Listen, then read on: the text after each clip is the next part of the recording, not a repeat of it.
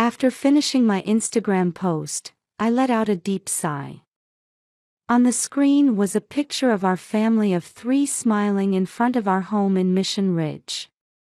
The photo showed my husband James lifting our daughter Amy high in the air, with the Spanish colonial revival-style mansion's white walls bathed in sunset light as the backdrop. I stood beside them, watching their interaction with a gentle smile. The perfect shot. The likes had already surpassed 300. Family time, perfect family, happy family. As I added these hashtags, I felt conflicted. Linda, Amy's crying again, my husband's irritated voice echoed from upstairs.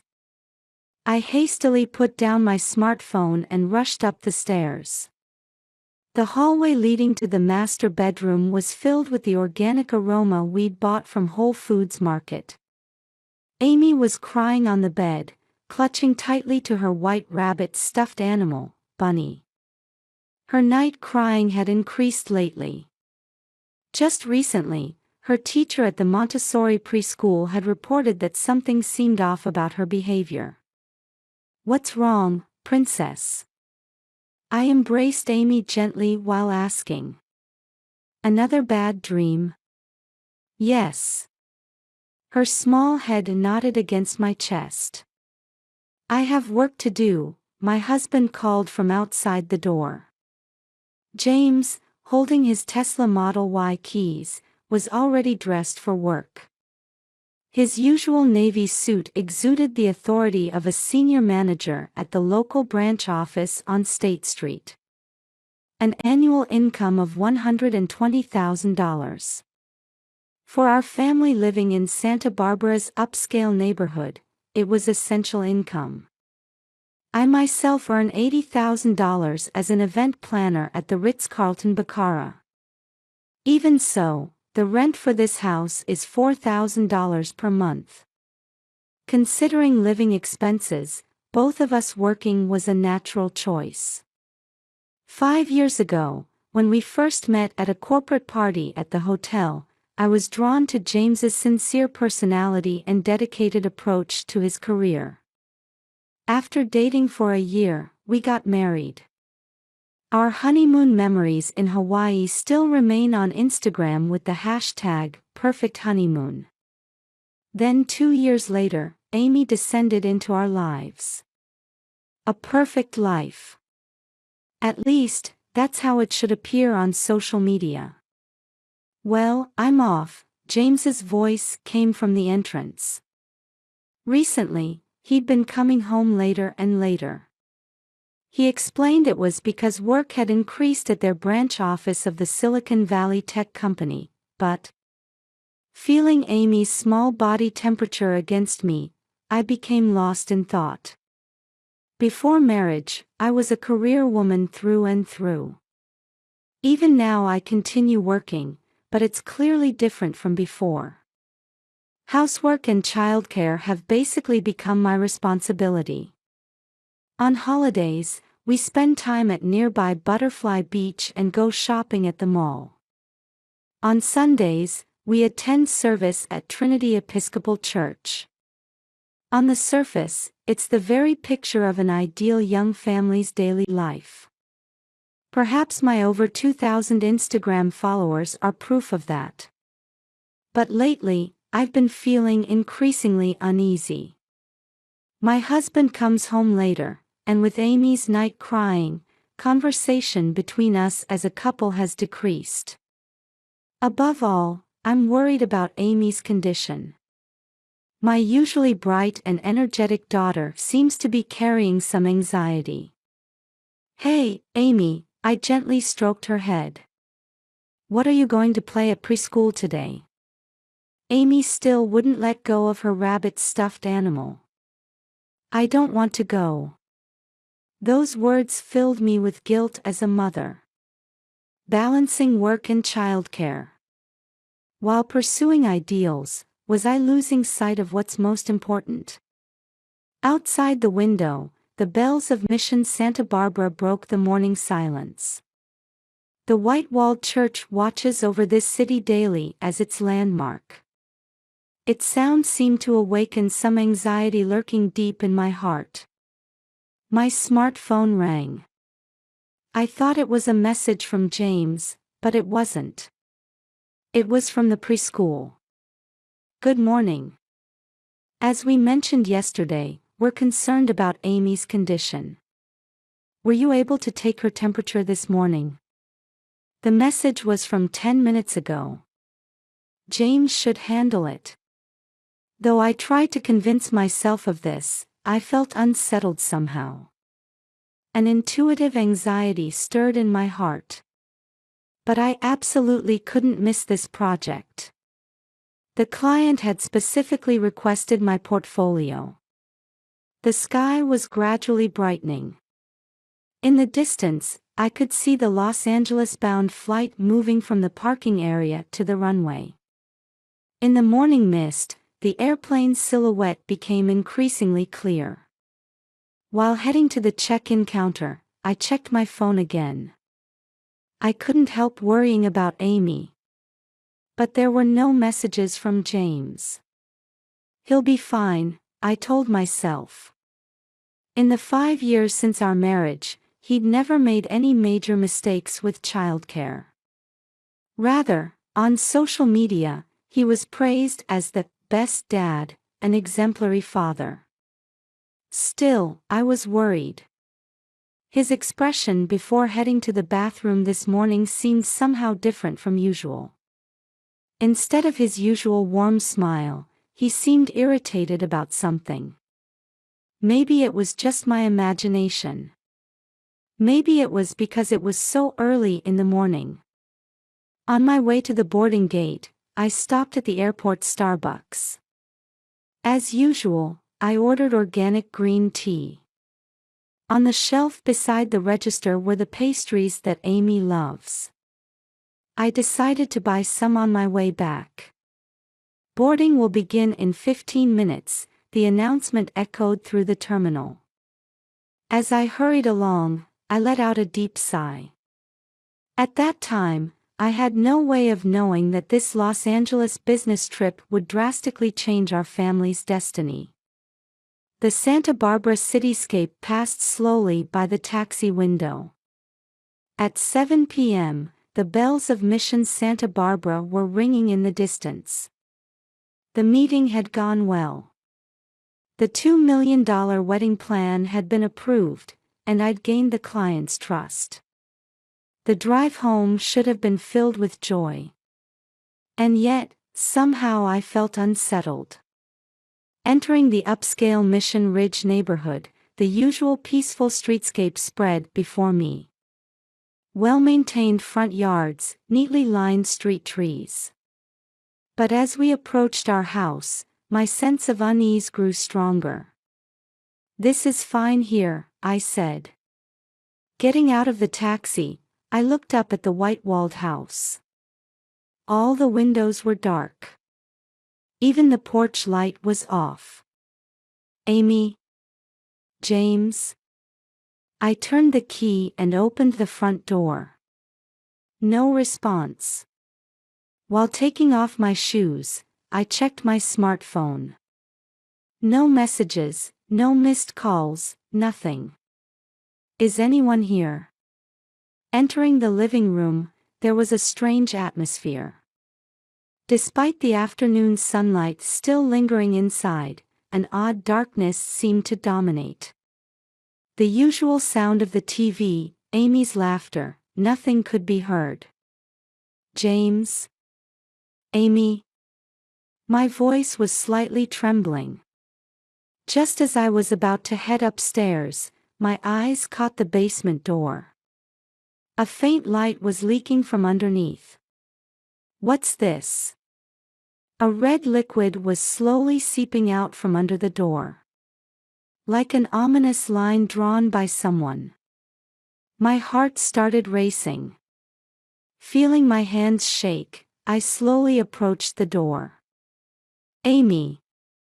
No answer. My hand touched the doorknob. Cold. unnaturally cold to the touch.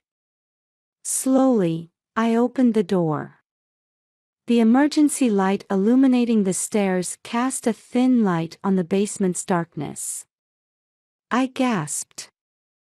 There were multiple scratch marks on the wall. Marks of small hands desperately scratching the wall. As if someone had desperately sought help. Amy.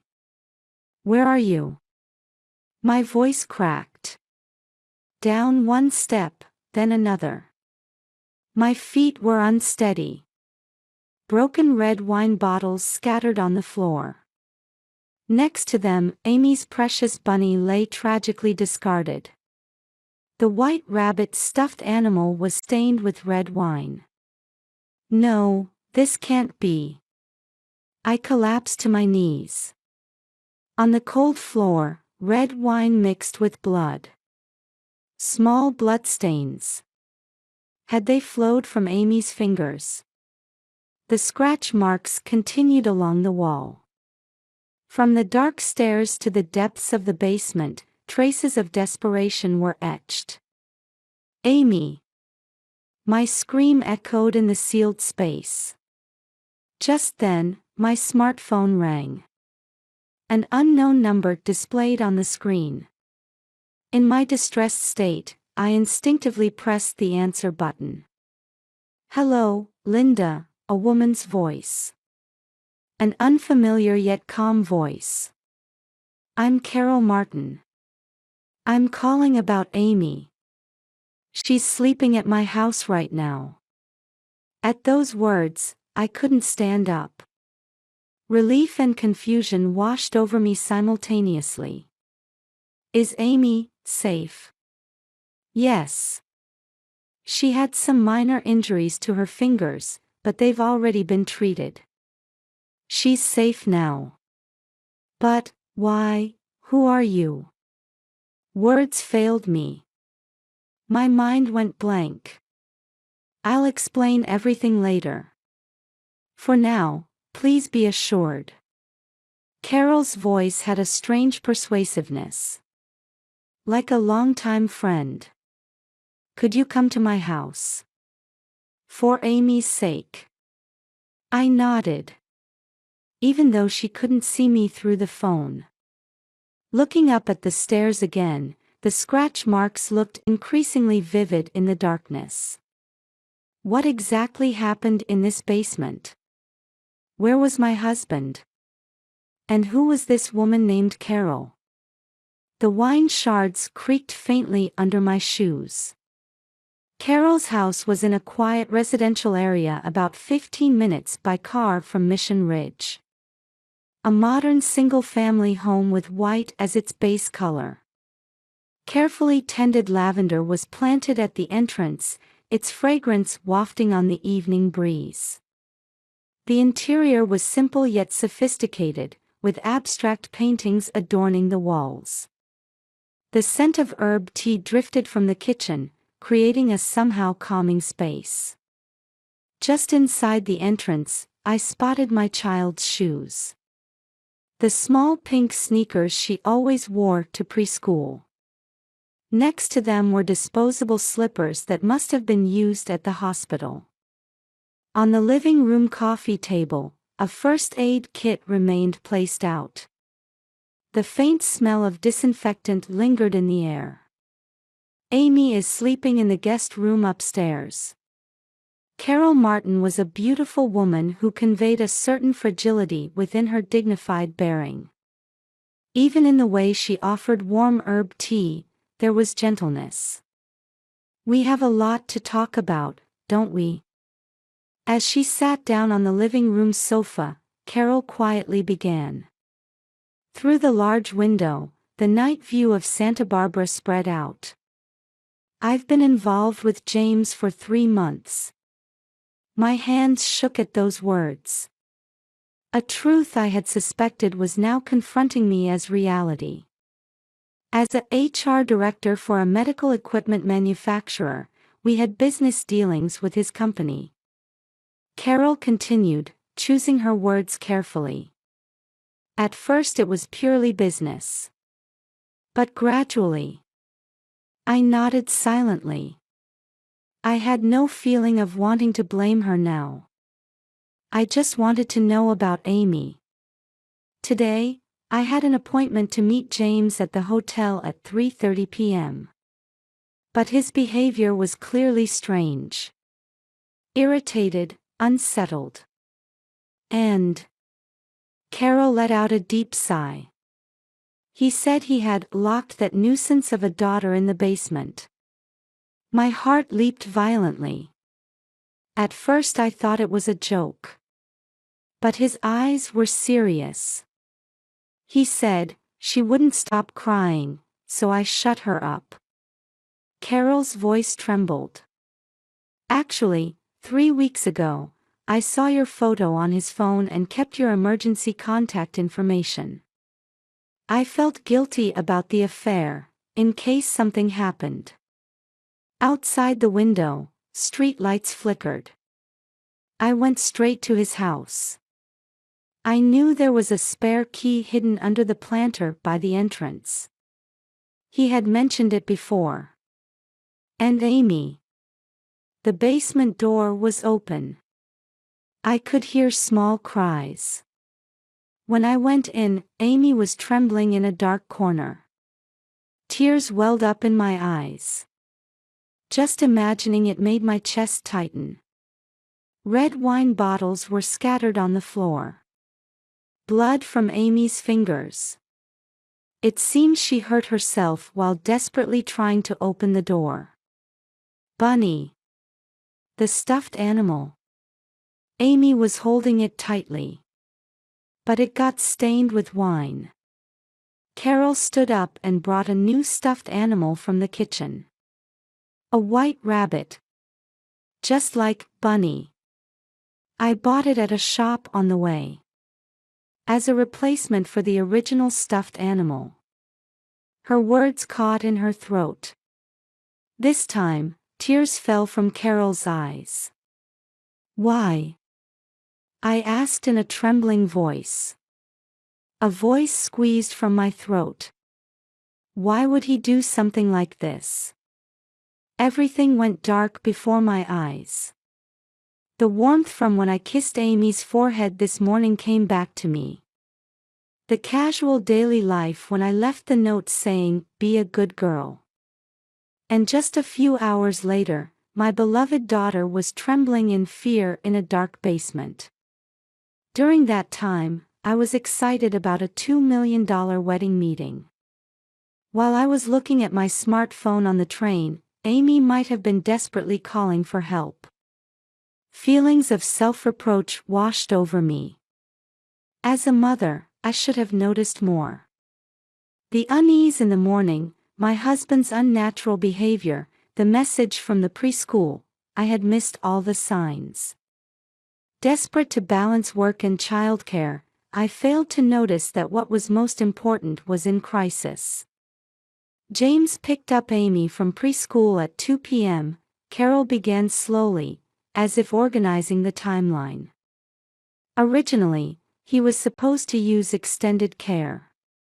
But after receiving a call from the teacher worried about her condition, he had to pick her up.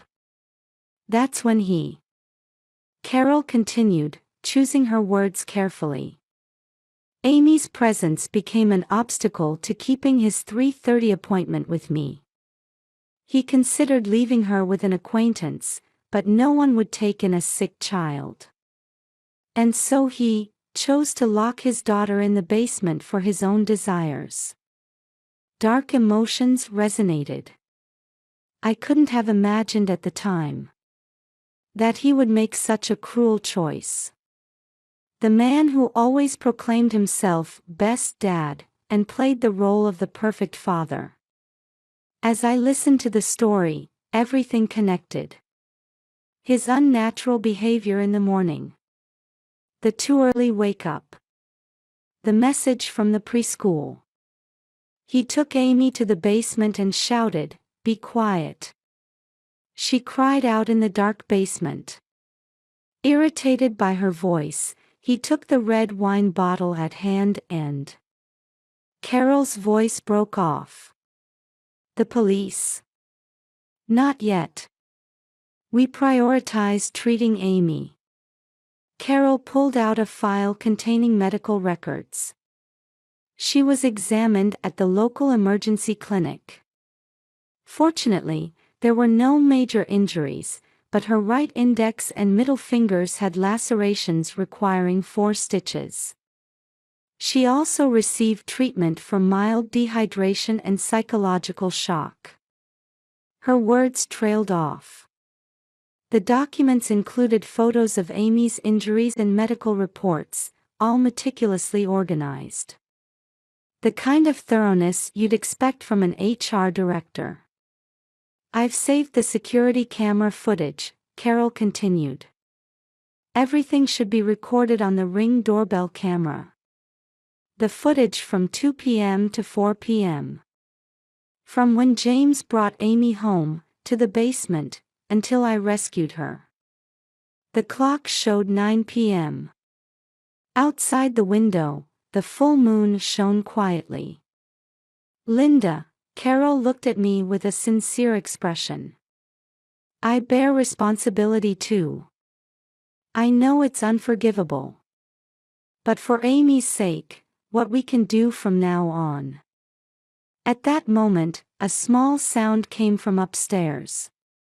Someone moving. Then, the sound of small footsteps coming down the stairs. My heart raced. The guest room door opening. A faint creak from the hallway. In that space prepared as Amy's room, a night light that Carol must have hurriedly bought cast a gentle glow. On the bed, several cushions were arranged so she could feel secure in an unfamiliar place. Mama. Amy's voice. Like being pulled back to reality. I stood up and ran up the stairs. There was my beloved daughter, clutching the new bunny. Small bandages were wrapped around her fingers. Mama. I held her tight, so tight. Warm. A real presence. Alive. Outside the window, the bells of Mission Santa Barbara rang in the distance. As the night deepened, Amy woke again from a nightmare. This was one of the symptoms the psychological counselor had predicted. Mama. She calls in a small voice. It's okay, I rushed to her immediately. There's no basement here. Really, Daddy won't come. No, I nod. And Aunt Carol is nearby too, right? So you're safe. The reunion with James in court was surprisingly anticlimactic. My former husband had become thin, like a different person. Amy, Daddy is. I cut him off. That's enough. The verdict was as expected. I was granted full custody, and James was issued a restraining order. 4 years in prison. Carol's testimony played a decisive role. The morning at Santa Barbara Coast always begins with the sea breeze. Amy, are you ready? I call from the living room. Just a minute. A cheerful voice echoes from our corner unit on the 6th floor. Thanks to therapy, Amy was gradually regaining her natural brightness. At her new preschool, she started making friends actively. Bunny is still her best friend, but she's gained more playmates too. It's picnic day today, right? Carol appears with shopping bags. True to her word, she moved into the neighborhood. Saturday picnics at Butterfly Beach had become our new tradition. Work at the Ritz-Carlton Baccarat is going well. That $2 million wedding was a huge success, and I got my promotion.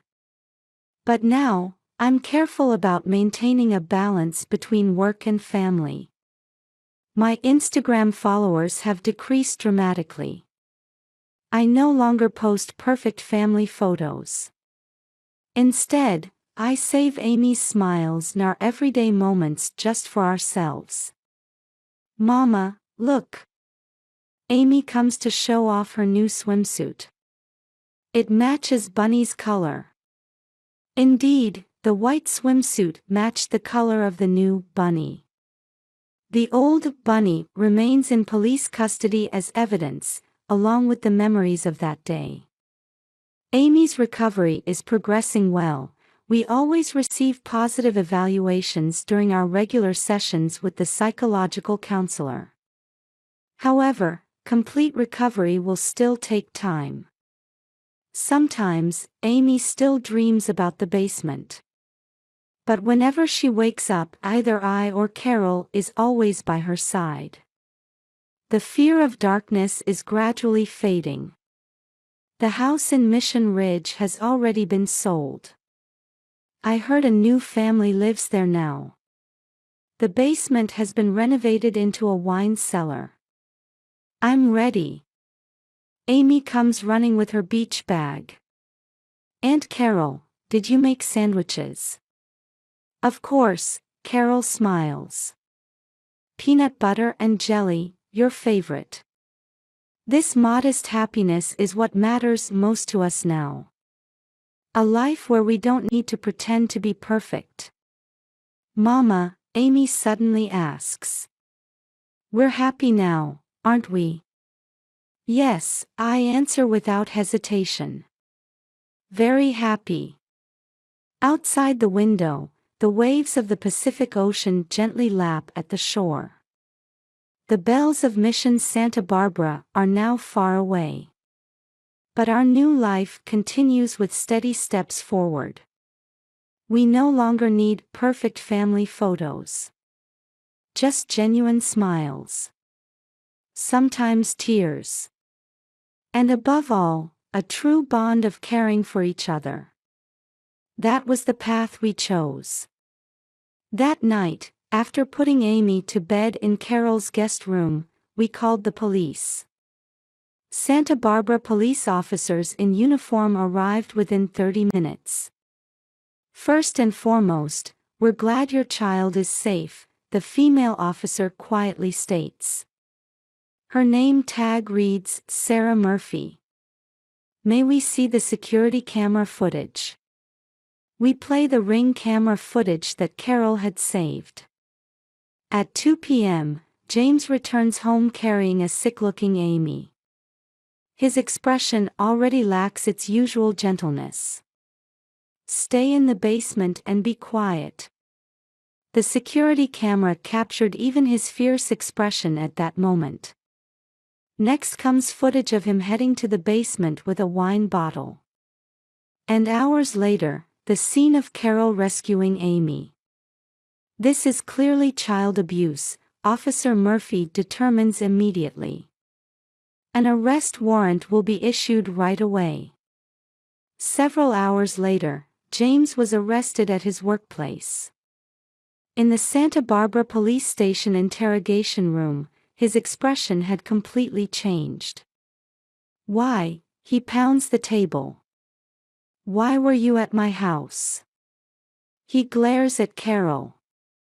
I recommend you exercise your right to remain silent, the interrogator calmly states. I have rights. It's my house. Amy is my daughter. At his voice, I shudder in the next room. It's unbelievable that this is the same voice as my once gentle husband.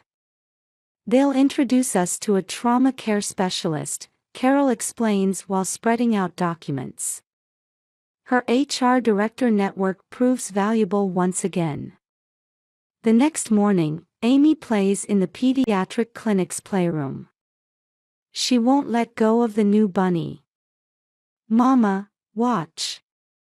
Amy calls out while stacking blocks. Her voice is quieter than before. Still, her smile is gradually returning. That's wonderful, I smile back. What kind of castle are you making? It's not a castle.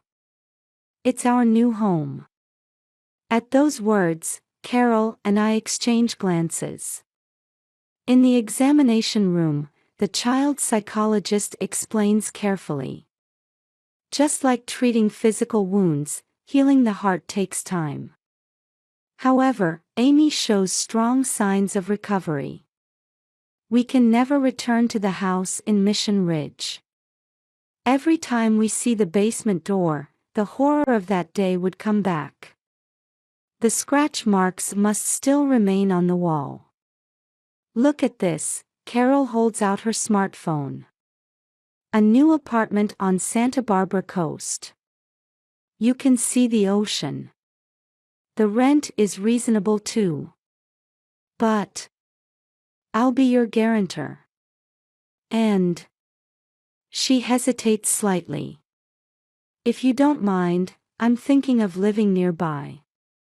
I look up in surprise. I know I can never fully make amends. But I want to be there for you and Amy from now on.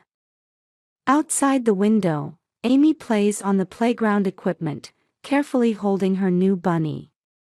A few days later, we meet with our legal counsel at the entrance of Trinity Episcopal Church. After Sunday service, we discuss divorce and custody procedures in a quiet room of the church. We have sufficient evidence, the lawyer declares. The security camera footage, medical records, Carol's testimony. You'll almost certainly get custody. Amy was playing in the church garden. Watched over by Carol, she chases butterflies like a child who knows nothing of the basement's horror. "Mama." Suddenly, Amy runs up to me. "There's no more basement." My chest tightens. "That's right," I hold her tight. "You'll never have to go into dark places again. Promise." Her small finger seeks a pinky promise. "I promise." That weekend, we completed our move to the new home on Santa Barbara coast. A corner unit on the 6th floor with refreshing sea breezes. From the living room, you can see the sunset sinking into the Pacific Ocean. "Do you like it?" Carol asks Amy. "Yes." A bouncy voice we haven't heard in a while. Bunny's happy too. The house in Mission Ridge now seems like a distant past. I've learned the meaning behind seemingly perfect family photos.